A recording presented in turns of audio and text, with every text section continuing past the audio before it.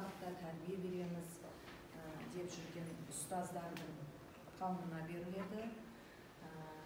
Арыстанбеков Фараби Бақтұлы, Тұрарсков ауданы Құлан мектеп гимназиясының мұғалімі, ұстаз Ұлағанды Фараби Бақтұлы.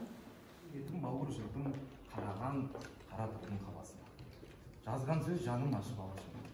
Өлеңнің бір ғана тармағына сыйғызылған азаматтық ұран, отан алдындағы адалдықтың ең жарқын үлгісін көрсеткен ұлт ұстазы Ахмет Байтұрсынұлының қажырлы күрес пен ғылыми шығармашылық жолының темір қазығы болып саналатыны, оның кез келген еңбегінен, тіпті сөйлемінен аңғарып атмайды.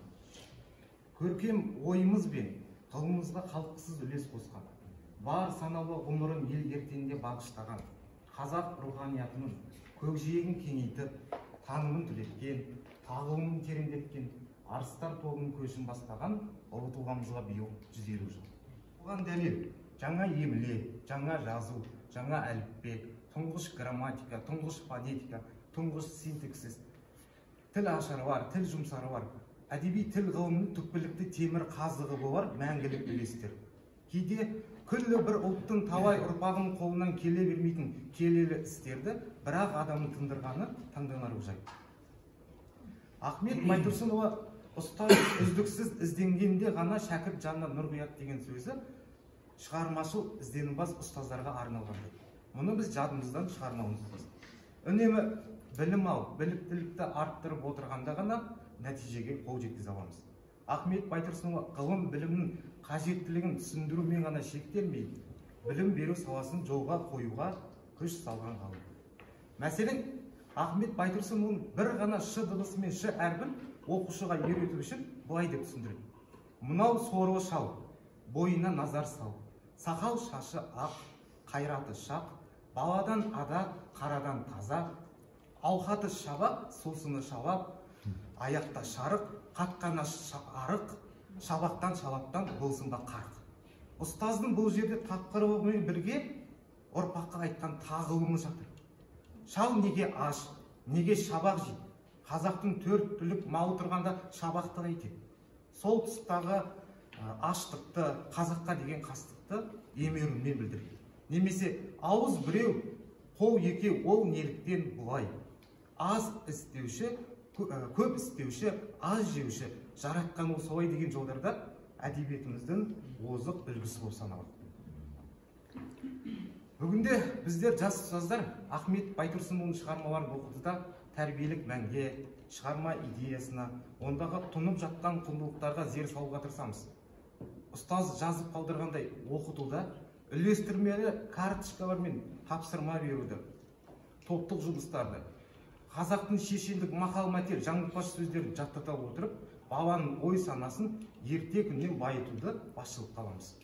Мәселен, сенің досың қара шыбын бейнесінде болса не істер едің деп проблемалық жағдаяттарды ұсынамыз.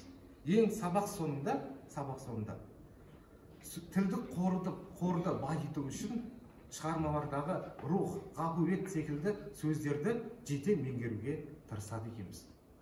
20 ғасырдағы әдебиетіміздегі ең шоқтығы биік шығармалардың бір 40 мысалды аударғанда да Ахмет Байтұрсынұлы өз тарапынан түсіндіріп, үлгі жасап кетіп отыр. Мысалға, кісіге аққу шортан аққу шаян кәм кейттен мысалында былай деп тұжырым жасайды. Кісіге таза жолдас табу қиын. Көбіне дос етеді малмен бұйым. Досыңнан дұшпанынан бірдей сақтан басында сірә Ахмет болса миың. Ойлама шын достарым мол екен деп, сөзіне ере берме жол екен деп. Досыңды қиын іске қайрап тұрған білгейсің, шын дұшпаның сол екен деп.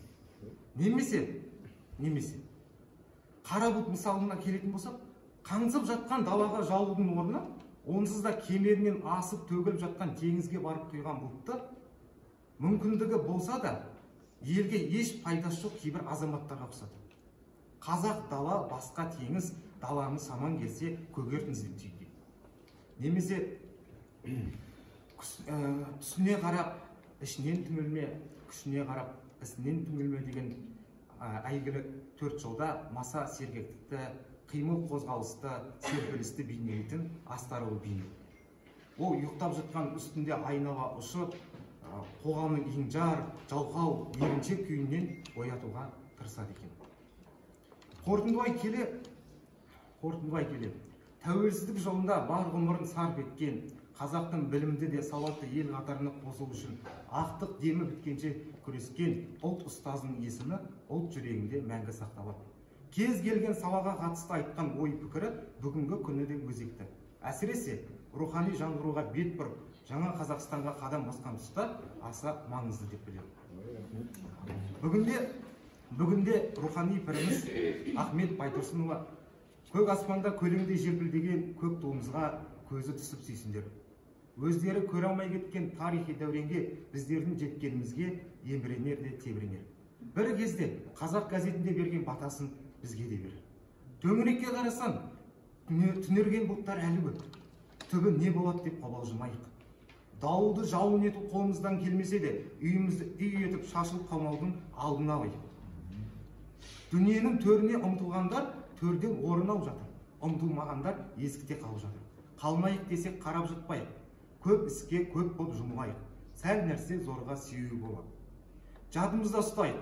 Ұлтқа қызмет етуге ниет болса, жұмыс табылады.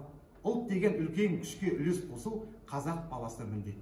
Біз де өз кезегінде қай ісімізде Құдай өзі оңдасын, әумин деп қол жайып, әуіп деп күш қосып, бісміллә деп іске кірісейік.